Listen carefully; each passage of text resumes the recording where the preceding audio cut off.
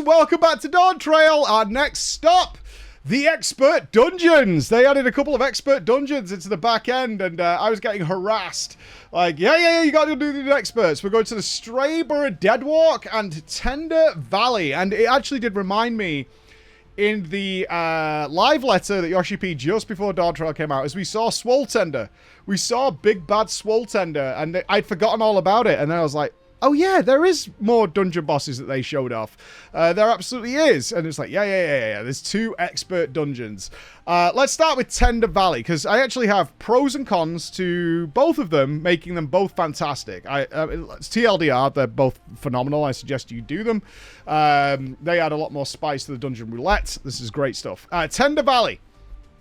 Tender Valley is the outdoor one where Swoletender lives. This is ruins. Now, this actually ties into the lore of Dawntrail and the overall story with the Yokui, the giants, and what they found lurking deep down, and their expedition north. If you've played the story, you'll probably know that the giants tried to conquer all of Tyrol, and then it went wrong badly, and a lot of them eradicated, and they're still suffering the consequences of that that march to this day. And this plays into that as to why some of them stuck around or held on as long as they did, because something lurks deep down in the Tender Valley, and an expedition has been carried out there, but they encountered too much resistance, and now they need you as the Warrior of Light to go in and find out what the hell is going on in this place. What a fun dungeon. Just absolutely so fun. It's got all the slides and stuff that we like. The bosses were fine. I actually enjoyed the first boss the most here. Interesting enough, that's happened a couple of times to me in Dawntrail. I kind of wonder if you guys have had the same things. Like, the boss I enjoy the most, that was the most interesting thing going on, was the first boss.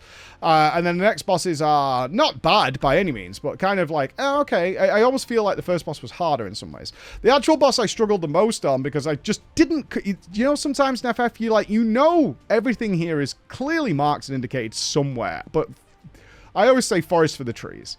Is that you're looking for something, and it's usually way more obvious than you're giving it, than your brain is trying to process. I'm always looking for the Omega, 5-head solution, and in fact, it's just a really basic solution. And this one, it was the bomb boss. He just throws them into certain shapes, throws the bombs into certain shapes, there's squares and circles, and if it's in squares, all the squares are going to go off, and if it's in circles, all the circles are going to go off. And I was like, I was missing it, because I was like, yellow does this, blue does this. They're both going into the wells, so does yellow make this? And I was like, going down this path, you can almost picture the images going past my head, and then it was like, no, it's just squares and circles, that's it, it's just square. And afterwards I went, and I think we've all had that FF14 experience where you're like, what is the thing here? And then you see it and you're like, oh, yeah, well, that's stupidly obvious. now someone's pointed it out, and I'm like, oh, yeah, okay. Yeah, I get it. Yeah, okay. And we'll be fine forevermore as it goes. But I did have that encounter here. I died like twice on this fight. I was like, God damn it, man. What is the thing? And not only that, but we actually lost streaming connection mid-fight. So I was like trying to reactivate the stream while I was playing. I was like, God damn it. This has gone down. But wonderful. The last boss that everybody goes on about wasn't like mechanically difficult, but I could see why people love it, because he's a huge scree, and he's got a big smiley face, and he's really funky, and people just like looking at him despite what he does. It doesn't matter. And they do have this constant balance in FF14 of like silliness but also intrigue and gameplay, and they've like balanced it really nicely.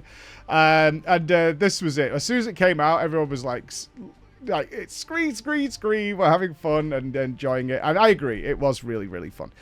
This one is the more story-orientated one, though. We had to go to school after the dungeon, where a lot is explained about the history and theories that are going on with reflections and the connections to cultures across reflections. And there's a Pangea vibe of where it all initiated from, and how seemingly these cultures on different reflections kind of developed in the same way, despite being separated at some, for a while, and they kind of developed almost identically, which is unusual considering they should have kind of branched off into their own direction, but they didn't. So there's more going on here than meets the eye, I think. This is more a case that is causing a lot of stir, certainly in the discussion forums, of like, where are they going with this? And at which point, as we're all asking ourselves, when is the first going to come into play, because it's absolutely going to come into play, and this is more groundwork for that happening, which is probably where they're going in the story. The second dungeon, though, atmosphere-wise, beats Tender Valley to death. The Strayborough Deadwalk. The fiendish, ominous, Nightmare Before Christmas-inspired Wonderland haunted house full of ghosts and mega clowns and scary things. I would say I feel like they're holding back a bit on just how creepy they can go.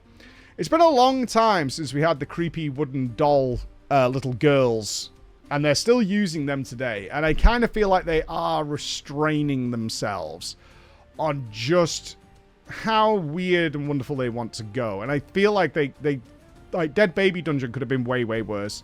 This could have been way worse. Like, they're a little, they could go a bit further. It's maybe time for the new generation of creepy little girl dolls, because they keep falling back on that one. It's in the game already, so they utilize that a hell of a lot, but they haven't really gone past that.